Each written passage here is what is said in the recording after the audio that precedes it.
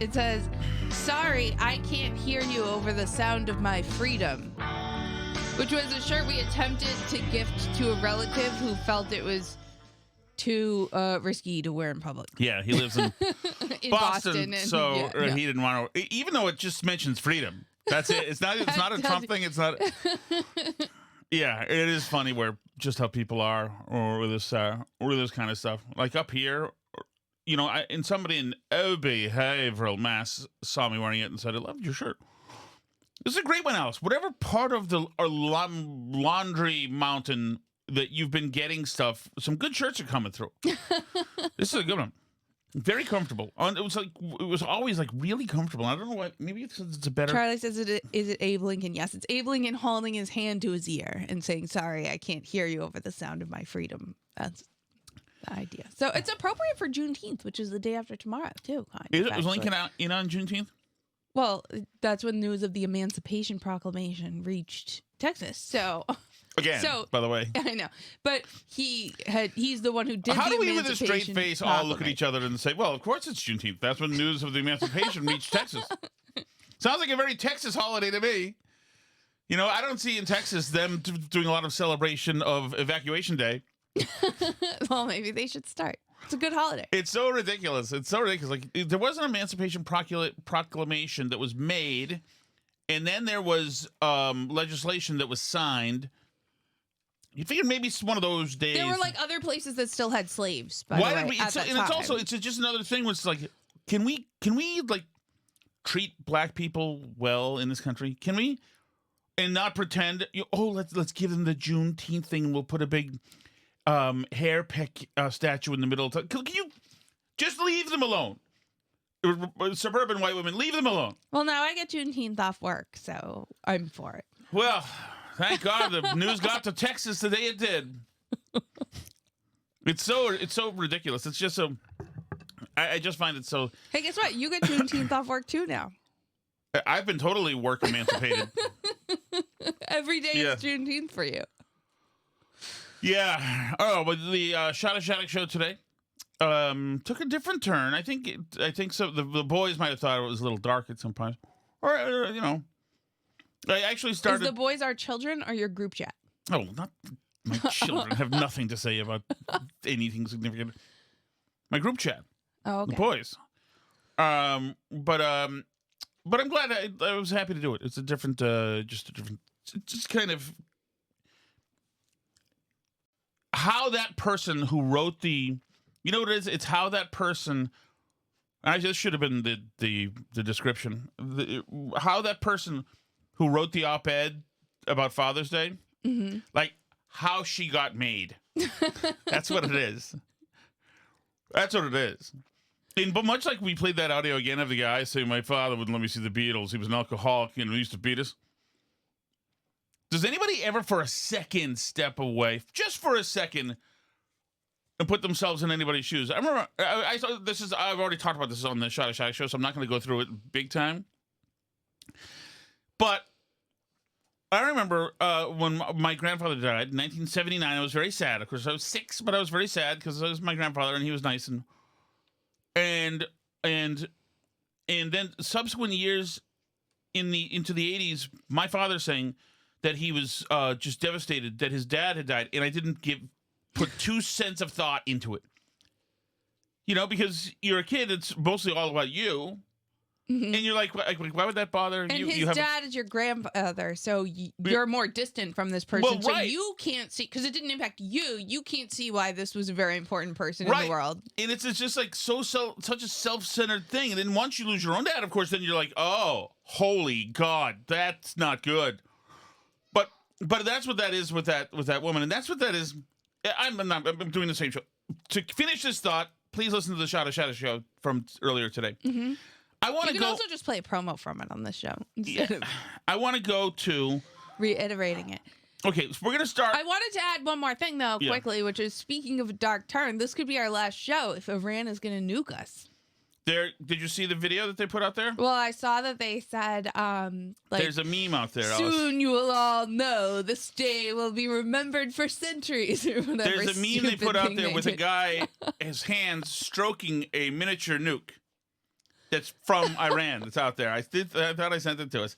Oh, yeah. Laura Loomer, my friend Laura Loomer just put it out there. Look at the Laura Loomer thing I just sent us. Okay. And it shows an Iran hand stroking a nuke. It looks a lot like a dildo, which probably doesn't happen. Do you see him stroking the nuke? I don't know that I see a Laura. Oh, the Iranian regime. Yeah. Today will be the day. Throw it in the chat too. It's really silly. I'm sorry. If we die because Iran nukes us, this was all worth it.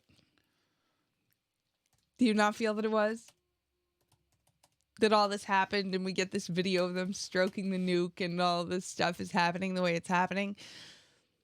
And weirdos on Twitter are revealing themselves to just like really hate Jewish people that much. Like Dave Smith has gone all anti-Trump. Well, like, it's very fully. interesting. Yeah. So he wants Trump impeached. Whatever. Sorry, comic Dave Smith. So yeah, I forgot his honorific. Dave Smith is a dumbass. So a lot of those guys on Rogan are really great. Dave Smith is not one of them. It's like Dave Smith and Chris D'Elia are both dumbasses. I have no time for them at all. And so fine, yeah, he's like, yeah, I'm ballsy standing up against Israel and bombing women and children. It's such a overly cliched thing. Yeah, we're bombing women and children. You proud about that? Shut the frig up. God, it's so tedious now. It's the same thing with I'm sorry, I just don't with Iran. Okay. We have this piece as cut that from Sonny Hostin, who they brought on Schwarzenegger, who they know is not a Trump guy, so they like wanted to, get the best out of him. So they say, well, what do you think of all these roundups? You're an immigrant. He's like, they're fantastic. And like he's all for it. And then Sonny Hostin says, but Native border Americans do more violent crime than first generation immigrants. Like, you really say, how can you have so little self-respect that you would say this overly beaten, tired cliche? It's like, are you going to tell me next that Warren Buffett's secretary pays more taxes than Warren Buffett? You should feel freaking ashamed to say this. Feel ashamed. Don't. And you also don't even know what it means. You just think it's clever because it's midwit. It also doesn't mediocrity. make any point. That's not an argument for keeping criminals here who are immigrants. Like if we have the right to deport you and you're raping people, we can deport you. Even if it's true, which I don't accept the premise, but even if it were true that native-born people commit all these additional crimes, then it was still going to be an argument for keeping criminal rapists here that we don't have to keep here. Like, I don't understand why that's an argument. Well, right. Well, what they're saying is that the illegals are better people than the current inhabitants, and they have more of a right to be here than we do. Yeah, they're more of Americans than we are. Yeah, they're better in all everyone. Waving the Mexican flag and. It reminds me of my friend. You've talked about my friend Keith before, right? Mm-hmm. I'm going to change the name to protect the innocent. That was my friend Keith. It was my friend Sean. This is 1990. Another Irish fellow? Yes, another Irish fellow. It's 1990, and we're at his house, me, him, and his girlfriend. Okay. And the show, do you know the show Life Goes On came on? Nope. Life Goes On was a show, family drama show, whatever, that included a young actor with Down syndrome. Okay. And so Sean was not going to, when the guy who had Down syndrome came on, this is 1990, Sean was going to insensitively make sport of this because he just could. Those were the times. That was Sean. So I remember Sean saying he said something about the guy, probably used the R word, whatever, or just he was generally laughing at him. And his girlfriend in the room, and I'm the third wheel here, says, "Shut the bleep up, Sean. He's a much better person than you'll ever be. He's done things that you can't even imagine. He's a much better person, and he's done more things, and he's more moral than you'll ever be." And yelled at him. I'm like, okay, Sean is not great, maybe. But you're selling it a little too hot here. We don't know how great a person that guy is. But that's the thing with the illegals. They're much better than you'll ever be. Yeah, it's like how they want to go to the map for Kilmar Abrego Garcia or whatever his name is. Like, he's literally a human trafficking, wife-beating illegal immigrant. Like, nothing's like paint. They're like going to eat with him. He's back in the U.S. now. Where are all his newfound friends in Congress that were traveling the world to visit him? Right. Nowhere. But these no, Alice. What his friends in Congress now are doing is because there's been so many Milton men and Maryland men kidnapped and disappeared by Trump, is that they're actually fighting ICE officers themselves and getting like arrested. This mayoral candidate in New York. Did you see him? Yes, too? I did see him. We'll play it right now. It was total bitch named Landers or something. Let me go. So here's him. ICE is there, and this mayoral candidate decides that he's going to get himself arrested. He links arms. Well, ICE is trying to do their jobs. He links arms with all these protesters. So he's got his arms linked. His name is Brad Lander.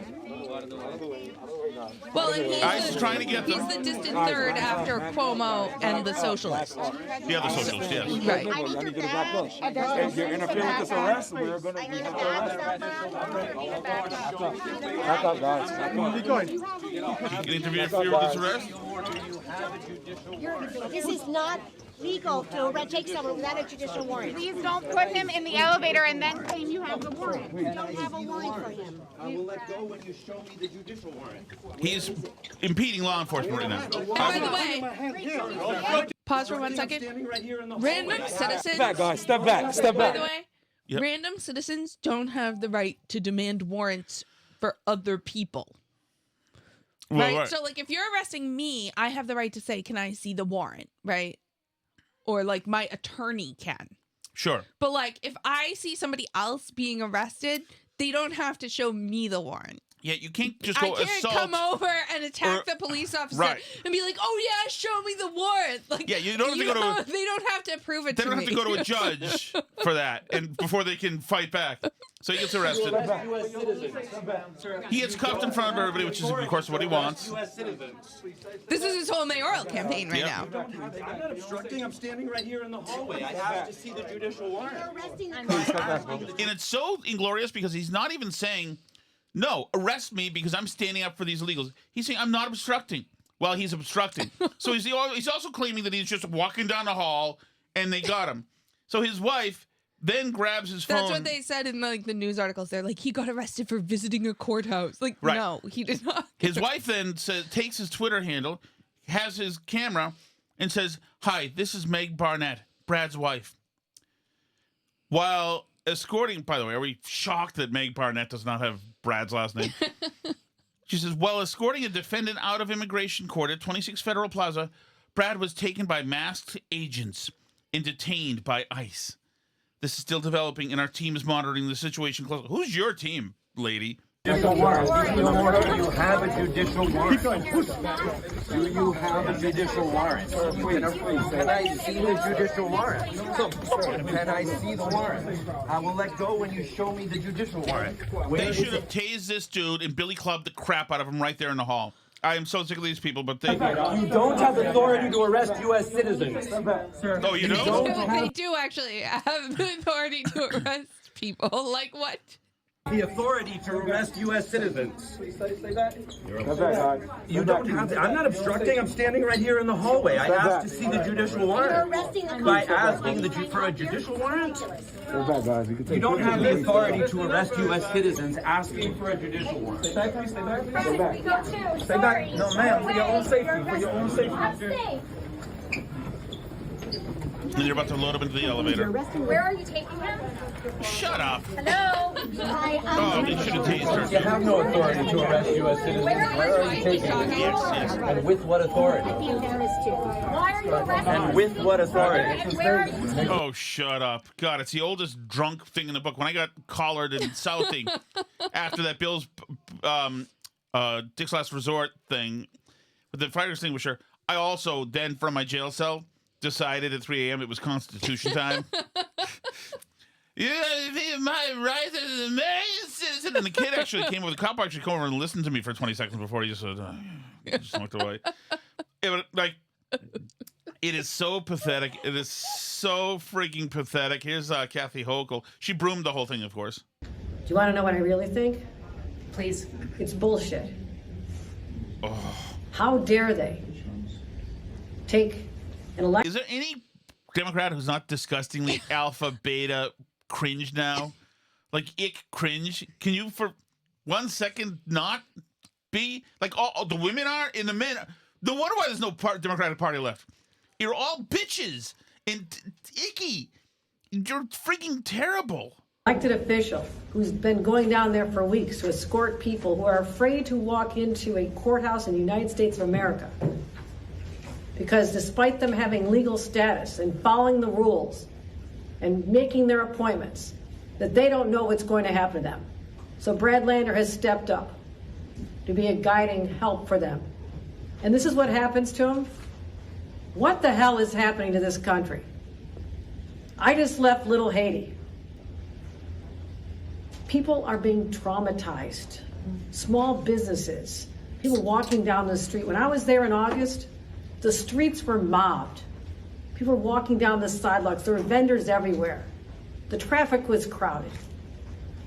Maybe the Democrats should tell their illegal immigrant friends that if you break the law, you could be traumatized. Maybe they should tell them That's that. the way it works for American citizens. If I take somebody else's social security number and file taxes with it, then I get in trouble. Lander then bravely spoke to the crowds. And so I just engaged in that tradition of accompaniment, of trying to bear witness, of trying to walk peacefully with someone, of trying to make sure that the rules are followed. Don't call me a hero. Don't call me a hero. I just did what any hero martyr would do, sacrificing himself. And Splash says in the chat, how can you take it damn serious? They constantly use these middle school play level theatrics every time they're supposed to be outraged. Yes, don't call me a hero. I just simply did. And so I just engaged in that tradition of accompaniment, of trying to bear witness, of trying to walk peacefully with someone, of trying to make sure... He was really... That's the tradition of accompaniment. Leave it to them to create a new term for a wacky thing they've done. There's a long tradition of accompaniment. Oh, you don't know accompaniment? What do you mean? Yeah, it's big in the LGBTQA 8% people. Yeah, what do you mean? Well, that's just normal gender. What do you mean? Well, this is totally normal. Speaking of totally normal, can I talk about that Facebook post today or only after you? Hold on. I think we may have sent this? another one too. Let me see. That might be...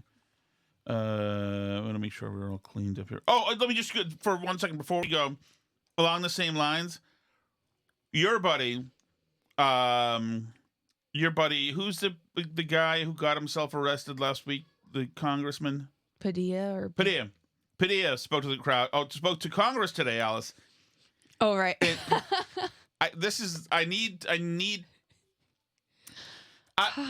Alice, I'm not a tough guy.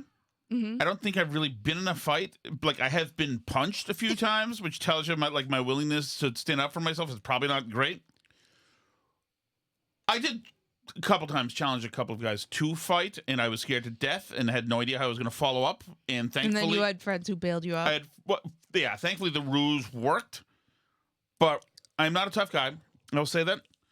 But I have been arrested a couple of times, and I have never been such a bitch.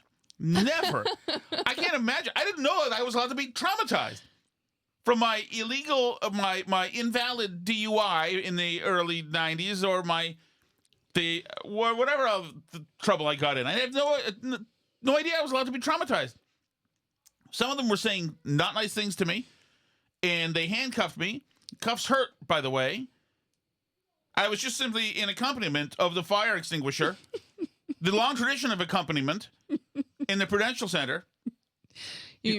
Fire hydrant or fire extinguisher. Extinguisher. What did you do with the fire extinguisher?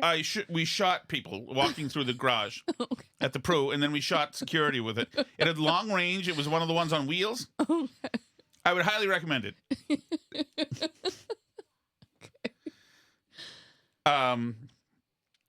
Here we go. Here's Alex Padilla. I was forced to the ground. First on my knees, and then flat on my chest. Oh, so they were careful with you, in other words. So they're careful with you. And they were careful with him as he was forced to the ground. And by ground, he means rug. Yeah, it wasn't like concrete or something. Yeah. And as I was handcuffed and marched down a hallway. This is an adult? You're an effing adult? An adult who just broke the law, just fucking, just harassed the Homeland Security chick in the middle of her statement and then approached her and then resisted? And you're like being a crying bitch? Is one thing if you're going to do it and say, yeah, they arrested me, but hell, it was worth it.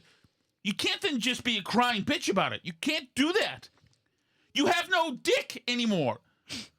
Stop it. It's over. Repeatedly asking, why am I being detained?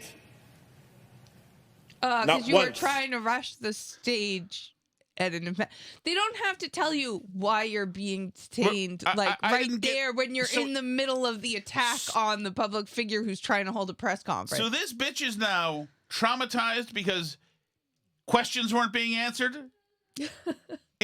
while he's resisting? Did they tell me why? I pray you never have a moment like this. Precisely one half of every young man who ever went to spring break in the 1980s had moments like that. Except they were more brutal and mean. By the way, if we're going to do the like political targeting thing, like, do you realize that the Biden administration put pro-lifers in jail for like blocking doorways?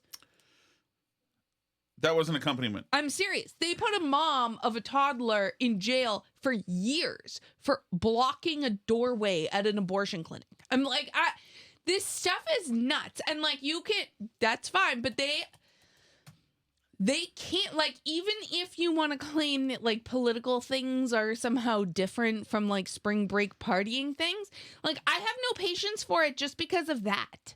Do you know what I'm saying? It's like the Biden administration went after political opponents for real. Like, they threw people in jail. When they come to his house with guns and, you know, arrest him in the midst of his family in the middle of the night and throw him in jail for years because of the stuff he's doing, then I'll believe it. Like, look at how the Biden administration treated pro-life protesters at abortion clinics that have special laws around them that apply to no other building in America.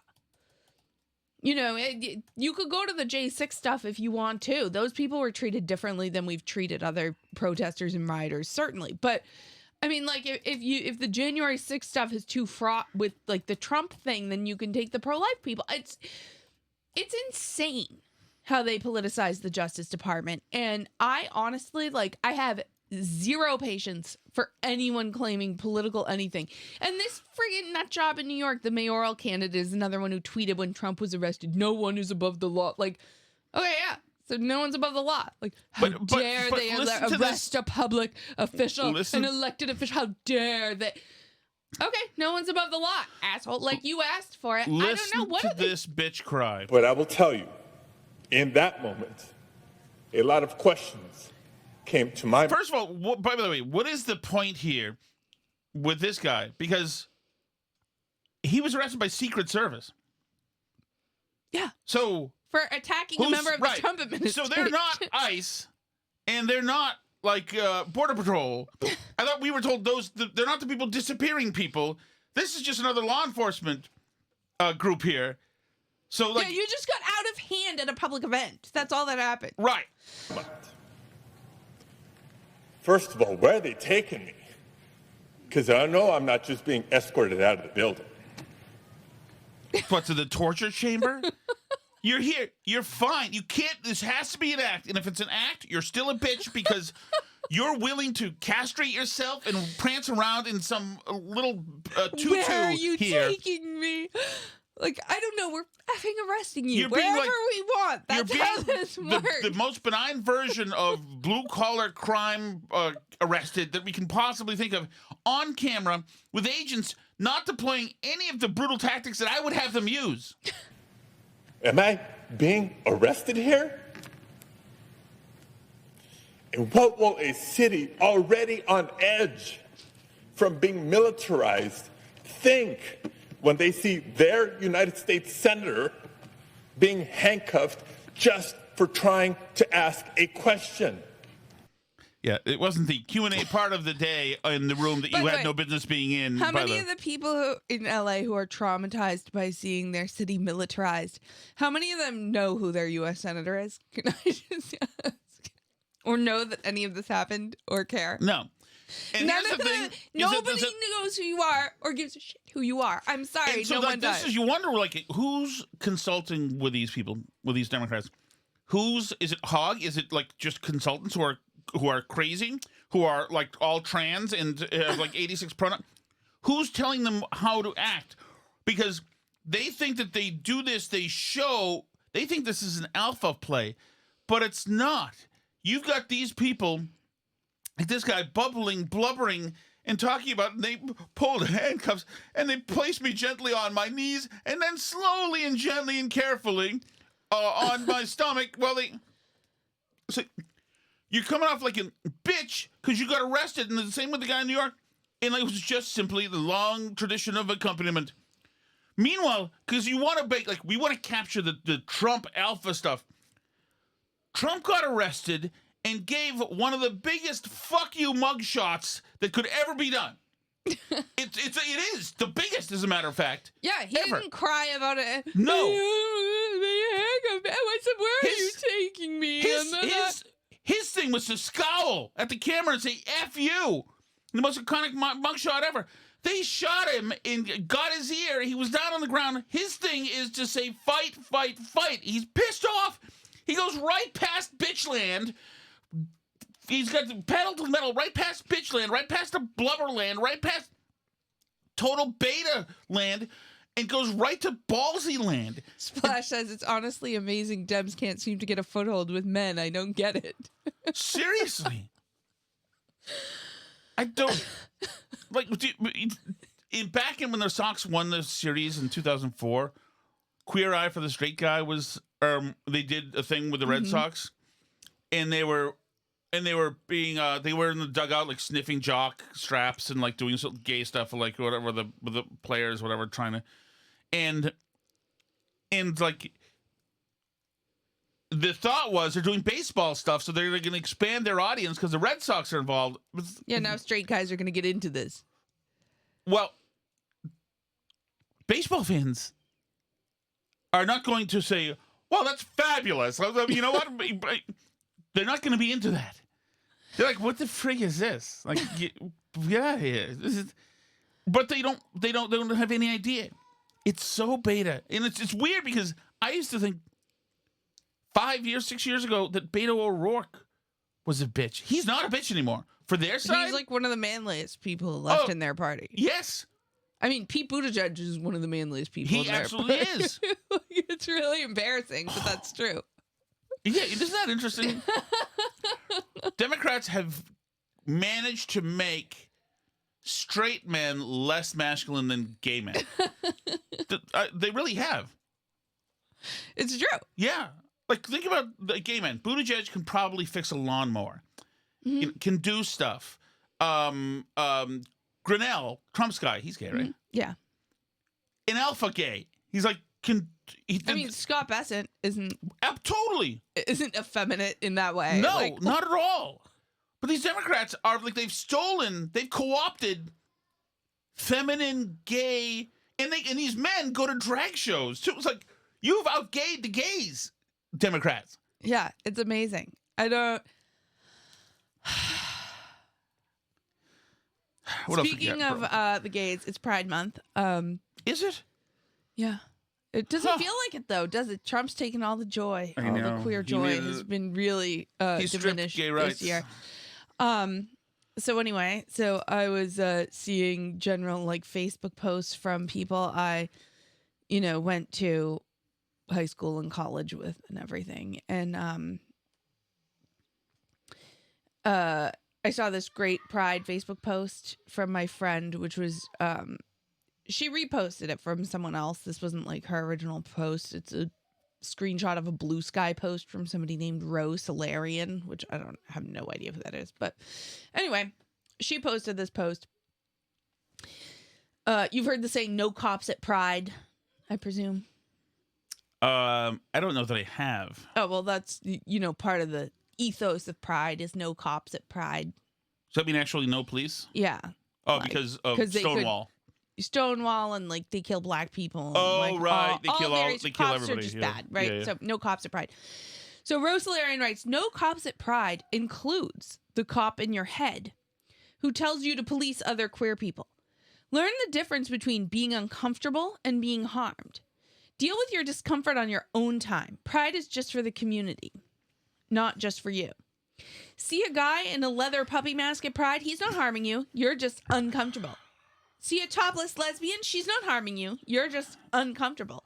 At the end of the day, we all make queer phobes uncomfortable, but their discomfort is not harm. Same goes for all of us. If you can't handle your discomfort at having to be around weird people, the solution is not to try to force queer people to stop being weird. The solution is to do the work within yourself to unpack why you're uncomfortable and leave those other people alone. Seems like a great lesson to teach everybody, especially kids. I think a lot of weird, creepy sexual behavior of people that's making you uncomfortable. That's just in your head. Right. It's not them. It's you. It's a you problem. Deal with your discomfort on your own time and let them be creepy and weird to you because that's just you being a queer phobe. Right. Well, in normal human communication, the words leather puppy mask should not make it past the checkpoints in your mouth. It should never happen. Yes, people have. But do they teach their kids this? Like, the guy in the leather puppy mask and the thong is not harming you. You're just uncomfortable because you're being a little queer phobic right now, sweetie. Like, is that what they tell their kids? Yeah. Is that what they tell their kids? Oh, I'm sorry. The adult who touched you there, were you just being queer phobic to them? They weren't really harming you. You were just getting uncomfortable. I think you need to unpack what's wrong with you that you felt uncomfortable around this adult that made you feel uncomfortable. No. Yeah. What happened to believe all women? What happened to believe all children? What happened to believe vulnerable freaking people when they say some freaking creep is making me uncomfortable? They're crossing boundaries. Some freaking creep took his dick out at the Wii Spa and is waving it around in front of my child at the jacuzzi in the women's only spa. Like, what happened to... No, you're just being a little queer phobic. It's not on the queer people to stop being like they are around you because you got uncomfortable. I think you need to unpack that. Like, no, It doesn't work like that. It doesn't work like that. We have danger sense for a reason, and that's why, like, it's interesting to me because the left spends a lot of time... Apparently, like, when you read this... They have to spend time unpacking and internally deleting their own danger sense. Yes. All these people being weird and creepy is making me uncomfortable. I better unpack that and like get rid of whatever's making me uncomfortable but that's a good part of you. That's a part of you that's saying these people are psychos and they're dangerous and I'm not going to let them be around kids. Like, you don't need to unpack that. That's good. You should listen to that. When you see a raving, like a drugged out homeless dude. It's like, I know that the outcomes from my interaction with this guy can only be a number of bad ones. To what degree they're bad, who knows? You know, it could be from the guy is mean to me because, like, the homeless guy, when I tried to give him a cigarette in the 90s, this is at the Pro, and I tried to light the cigarette for him, but it's windy there. Mm-hmm. So I went through my entire pack of matches and couldn't light a cigarette. And he said, thanks for nothing, and walked away with my cigarette. So it goes from that to the guy stabs you, but there's these drugged out homeless dudes, there's nothing good that comes out of it. It's better to not react. When the dude in the leather puppy mask and the thong approaches, then I don't know whether what it's going to be that's going to happen. I know that my sense that I need a battery of antibiotics around probably would be smart. But nothing good comes of a dude it's just not good enough to simply to be gay, horny, and sleeping with everybody. I'm doing a kink now that involves dog. Like, okay. your journey you're on sounds fabulous. Get the away from Main Street, please. Like, jeez. All right, should we do the chat? I guess let's go. Here's another thing, by the way. Yeah. I'm not, and what your friend said, like, what a way to live. And she's been like, she's always like lecturing people until she gets lectured by somebody more gay and intersectional than her. Then she's made to shut up.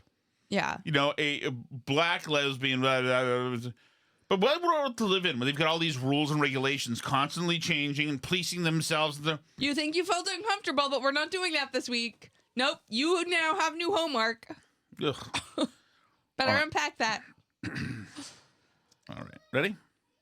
I'm ready. Hey, what's going on? Tom from Thomaston here. Hey, Tom. Hey, Tom. Alice, come on. Really? You have to interrupt Tom's amazing stories of racial slurs and throwing nachos and cheese at various 7-Elevens throughout the Northwest Massachusetts area. Northeast. It was probably. Northeast, correct. And nachos were thrown once. That was the first time. That was in Copley. I believe with my friend at the Beacon Hill 7-Eleven, I believe I actually did leave with nachos, but was unsatisfied because I was not allowed to have the garnishes that I wanted. I think. You have to interrupt those fantastic stories Sorry. with news of the day. Oh, please. Correct. Come on. Sorry. 33 seconds. Thank you, I Tom. apologize. He's right on. He's right on. Yeah, I'm coming up with more little stories and tidbits that are things I remember. Like the one with my friend Sean. And oh, they had a great relationship too. I gotta whatever. It's over now. So. Is this the person that it's over with fairly recently? No, this was in the mid '90s. Okay. This was actually they broke up. Mm-hmm. They broke up, and then I managed to get them back together. And he was like, "I'm dying. I want to see her again. I want to see her again." So I managed to get them back together. Went to this bar in Somerville, in Ball Square in Somerville, of all places. And I got them back together, and he was so happy that he said, "I'm so happy. I want you to have the best night of your life. I want you to have the best night of your life." And he gave us, like, me and another kid I was with, $200. The other kid I was with, typical of this other kid, by the way, who's a piece of crap, but this other kid I was with said, no, we're not taking your money, man. We're not taking your money, and gave it back to him. Like, I did all the stuff here.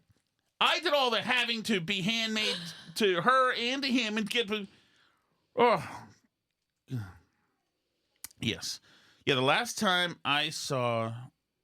Yeah, it doesn't matter. Nobody cares. I saw A Cutting Edge with her, as a matter of fact, the skating movie. I was in this position where I became the girlfriend's best friend. As a matter of fact, listen to this. Listen, because I was... This is great. So this is... I'm going to go real deep. This is going to be worth it. So I was hanging out with her. Mm-hmm. I used to just hang out with them. He liked me hanging out with her. Even when they were in fights and stuff. I wasn't looking to be hanging out. Why are kids screaming? With anybody. Stop screaming. But anyway, listen to this. So listen to this, Alice. Mm-hmm. So it's like 1991. Okay. So he's making me hang out with her. He's like, why don't you go meet her for like lunch or something and hang out, whatever. And like, or she'd wait for him to come home from work, so she'd come to my house and I just hang out and smoke cigarettes and whatever. So he decided that she was like, she meant a lot to me and she was my friend. And so he then made a sex tape with her. A sex tape. Which, of course, he showed everybody. Everybody. But one person. You. Not me. Because he said, no, you're too close friends with her, and I know you wouldn't want to see it. I'm like, really? I have been burdened with having to be part of this relationship for some reason. Ugh. Screwed. Talk about getting screwed. You know who you are, Sean. Oh. It's not where I was expecting that story to go. Oh my god. Yeah, it's true. Trish says this is a whole new Tom from Thomaston. He's never funny on WTIZ, was he? I'm enjoying this new version. He's great. Is that actually the same Tom from Thomaston? I think it is. I think it is. It's hard. It's more intimate. The chat is more intimate. It's not like with suddenly the WTIC where the phones may or may not work at any moment. And suddenly you're on there, and I'm heavy breathing in the microphone. And Well, you have time to like mentally prepare yourself for the chat. yeah, and I'm sure I haven't really left one, but I'm sure you can erase them if they're not good. Right? Yeah, I think you can erase it and then re-record it. Here we go. Ready? Mm-hmm. Hey, Tom, just finished Hey, the shot of from this morning. Oh. And I got to say, that was a very poignant and insightful episode. Thank you, Pulled Tim. on a thread and sewed it back up. And if I can just be serious for 1 minute, I just want to say nothing can ever replace getting a sympathy hand dookie from some chick who feels sorry for you because your dad died. Whack it in the attic. Bring it on, baby. That can all be explained in that show. I actually referenced Tim because Tim's dad died when he was very young. But that's in the Shattuck show. You can get the full context of that. Apparently, he was consoled. Good. I'm happy for him. I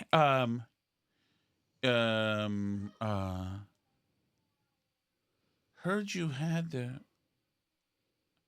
Because I'm the nurse who likes to. Remember that? Mm-hmm. From what? Ferris Bueller. Here we go, Alice. Hey, Tom. Yes. Say what you will about Cooner. He's actually got a job on the radio. It's true. That is absolutely true. He has always managed to have a job on the radio. I could only assume that over these last 13 years that he's just accepted every pay cut, so he's down to $7,000 a year. It's amazing. It's amazing. I bet you he does great numbers. I bet people because really does. I think his callers and his listeners freaking love him. They show up at rallies and stuff for him. People really like Cooner. And they do. I'm not trying. No. I mean, I understand. I agree with you. I just it's okay. not people for me. Really like Cooner. I feel the need to turn the radio off when I hear his voice, but other people do not feel like that. I think people have no other choice during morning drive in Boston. There's no other choice in the morning. They've got NPR or an extremely sub-mediocre moron who's on the same station as Howie. So if you're going to leave your dial in one place, you might as well. Who's not a huge fan of his either, by the way. And yes, and so when Cooner first got his full-time gig, I remember he was playing Menino. He'd do a Menino bit because obviously Mayor Menino, Mumbles Menino, was a gaff machine in that he had a problem. Veritech yeah, but he said he was like a big mafioso Menino. I'm back as Mayor Menino. Oh, I'm a patriarcha now. I'm a mafia guy. Oh, look at that Mayor Menino. I'm going to shake you down. Oh, Cosa Nostra. What are you doing, man? Menino's an established character already. We already know him. Oh, he sucks. Remember the time we heard him? We were near Horn Pond, and he's saying, Trish raises a good point. There's a choice. It's called Listen to the Burn Barrel podcast again. Yes. There you go. And there was another time where he was talking about CPAC, I think, and he's like, oh, and I heard Rand Paul, and I thought, oh, he's good. That's like having a sirloin steak. A little bit of Rand Paul. But then there was Ted Cruz, and I was like, oh, that's like a New York strip. Oh, that's so good. Everyone loves comparing the candidates to steaks and making chewing noises. And I'm not saying that I'm better than Cooner on the radio, which I, of course, obviously am. I'm just saying that I'm used to good radio. You're just on the radio. I'm not on the radio anymore. But me off the radio is better than Cooner on the radio. Dead air is better. But what I'm saying is that I remember, and many of our listeners remember, that the station had good talk hosts. This is a station of Gene Burns and David Brudnoy. They're in Pat Whitley. Sorry. These are they were real. Even John DePietro, who's raising hell with Turtle Boy right now. Todd Feinberg. There have been real talents at that station. Mm-hmm. And now there's just this Croatian trash or whatever this dude is. Ugh. Thank you all for listening. Maybe we'll start a rivalry with Cooner. I apologize to all the Croatians out there. Do we like the Croatians, Alice? No.